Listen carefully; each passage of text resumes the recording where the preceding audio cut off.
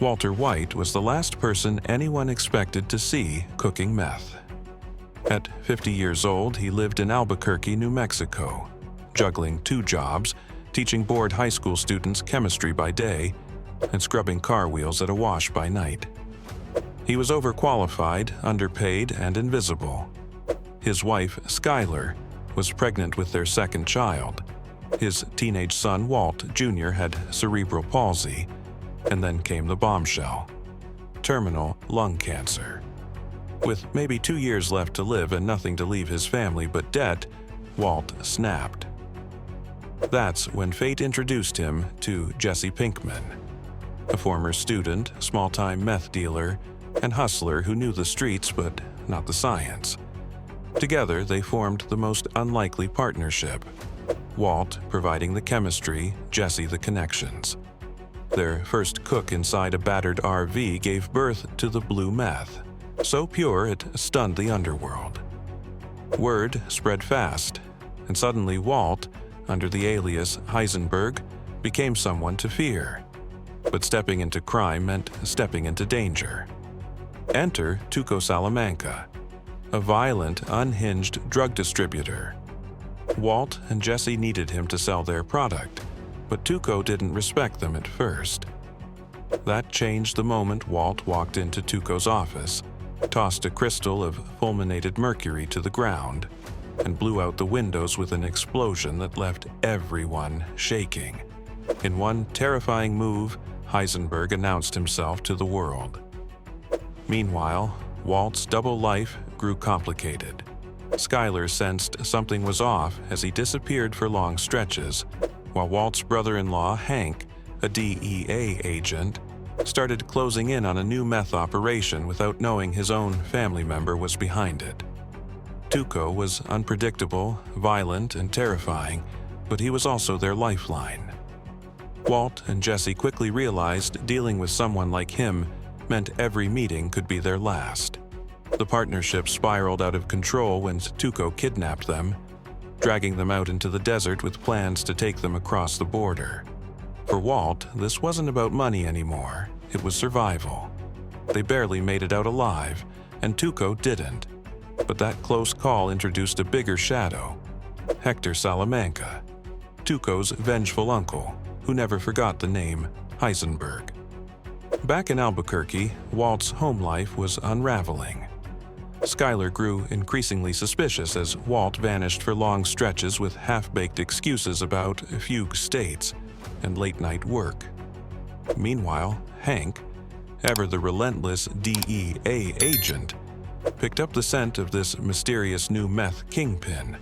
The walls were already closing in. Amid the chaos, Walt and Jesse needed a lawyer, someone who could keep them alive in court and on the streets. That's when they met Saul Goodman, the flashy, fast-talking criminal lawyer with more schemes than scruples. Saul was outrageous, ridiculous even, but he was also brilliant, and he became the grease that kept Walt's empire running smoothly. For Jesse, though, the game wasn't just business. He fell in love with Jane, his landlord's daughter, and for a moment it looked like he might finally find happiness. But Jane battled her own demons, and soon she and Jesse slipped into heroin addiction. Walt saw it all spiraling. Then came one of the show's most haunting moments, when Jane overdosed right beside Jesse, choking in her sleep. Walt stood in the doorway, watching, frozen, and he let it happen. Jesse would never know the truth, but the weight of that night would hang over him forever. And Breaking Bad didn't stop at personal tragedy.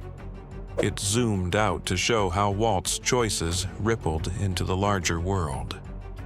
The season built toward a shocking ending. A mid-air plane collision right above Albuquerque, caused by Jane's grief-stricken father, an air traffic controller who couldn't focus after her death. Hundreds of innocent people died, debris rained down across the city, and at the center of it all, hidden in the shadows, was Walter White. The wreckage of the plane crash still hung heavy over Albuquerque, but Walter White's empire was only growing.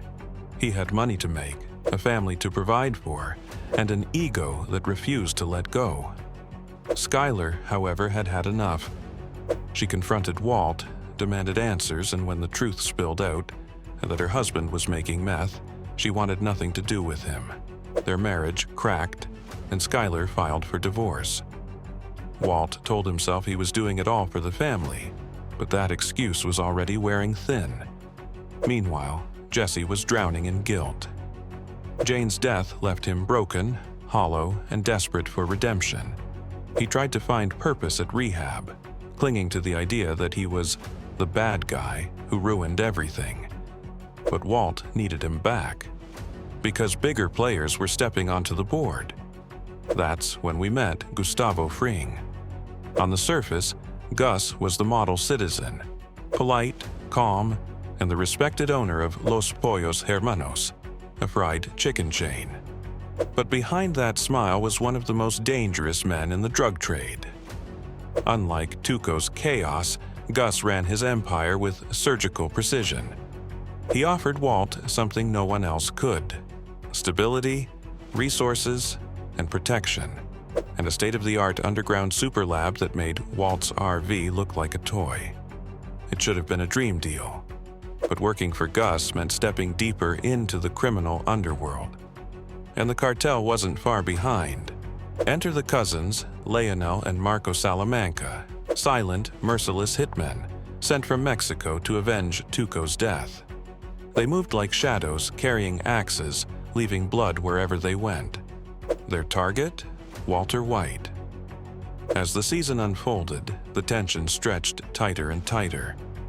Jesse returned to cooking, but his grief made him reckless. Walt tried to keep control, but Gus was always 2 steps ahead. Then came Gail, the new lab assistant Gus hired, someone who could replace Walt if needed. Walt's genius was no longer unique, and that terrified him. The season built to an unforgettable cliffhanger. Gus made his move and Walt realized he was expendable. With execution hanging over his head, he turned to Jesse.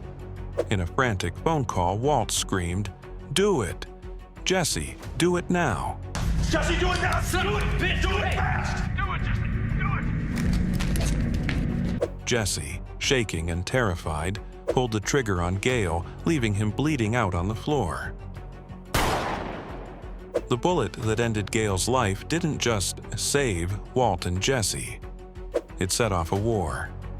Gus Fring now had 2 liabilities he couldn't trust, and Walt knew it was only a matter of time before Gus made his move.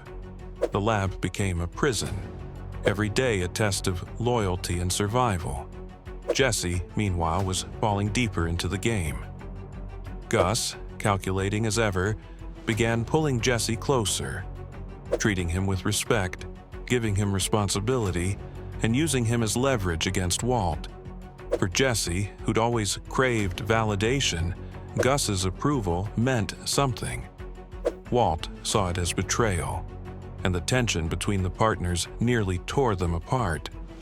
Meanwhile, Hank, who'd been recovering from his near-fatal shooting at the hands of the cousins, couldn't shake the mystery of Heisenberg. Even from his bed, he kept digging. Walt, under constant pressure, played the role of caring brother-in-law, while secretly scrambling to stay 1 step ahead. But the heart of Season 4 was the chess game between Walt and Gus. 2 brilliant, ruthless men circling each other, each planning the other's downfall. Gus was cool, calculated, untouchable. Walt was desperate, reckless, but cunning in ways no one expected. The battle climaxed with Hector Salamanca, the old wheelchair-bound cartel veteran who seemed powerless until Walt gave him purpose. In one of television's most iconic scenes, Hector summoned Gus to the nursing home. Gus walked in, confident as ever, only to realize too late that Hector's wheelchair was wired with explosives. The blast was biblical. The wall shook, flames roared, and when the smoke cleared, Gus Fring walked out of Hector's room, half of his face blown away, his last stride perfectly composed before collapsing dead in the hallway. Walter White had done the impossible. He had beaten the king. When Walt returned home, Skylar, still trying to piece together her husband's double life, asked what happened. Walt's answer was chilling, simple, and unforgettable. I won. With Gus gone, Walter White should have stopped. He had beaten the odds, outsmarted the most powerful drug lord in the Southwest, and secured millions. But stopping was never in Walt's nature. Power had changed him. He wasn't cooking to provide for his family anymore, he was cooking because he loved it. The remains of Gus's empire didn't vanish, they were waiting to be claimed. The DEA swarmed Los Pollos Hermanos, the cartel licked its wounds, and rival dealers circled like vultures. Into this vacuum stepped Heisenberg. Walt saw himself not as a survivor anymore, but as a king. With Jesse and Mike reluctantly back at his side, Walt engineered a new operation. They stole a massive magnet to destroy evidence from Gus's laptop in a police lockup. They found a new distribution system through Lydia Rodart Quayle, a nervous but resourceful executive who connected them to international markets. Walt even set up cooks inside fumigated houses, turning suburban neighborhoods into temporary meth labs. Money poured in faster than they could count. But success brought new fractures.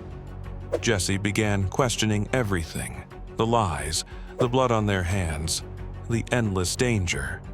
Mike, the seasoned enforcer, grew tired of Walt's arrogance and wanted out. That didn't sit well with Heisenberg. Walt convinced himself he was indispensable, and when Mike finally cut ties, Walt ended his life in cold blood. It was the point of no return. Through it all, Walt's ego swelled. He didn't just want money, he wanted recognition. When Jesse asked when enough was enough, Walt delivered the line that defined his transformation. I'm not in the meth business. I'm in the empire business. I was in the meth business or the money business.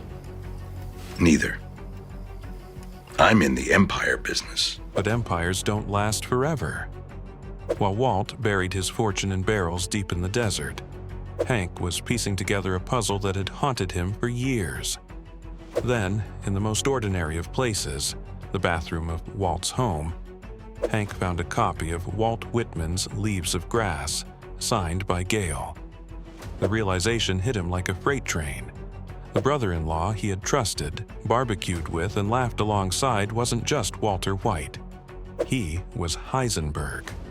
And just like that, the stage was set for the greatest downfall television had ever seen. When Hank sat on that toilet and realized the truth, everything changed. The man he'd hunted for years was his own brother-in-law.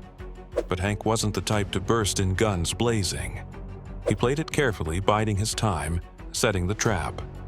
Walt, meanwhile, felt the ground crumbling beneath him.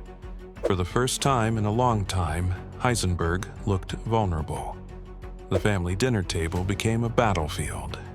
Skylar, now fully aware of Walt's empire, sided with him for survival, but lived in constant dread. Marie, Hank's wife and Skylar's sister, begged her to turn Walt in.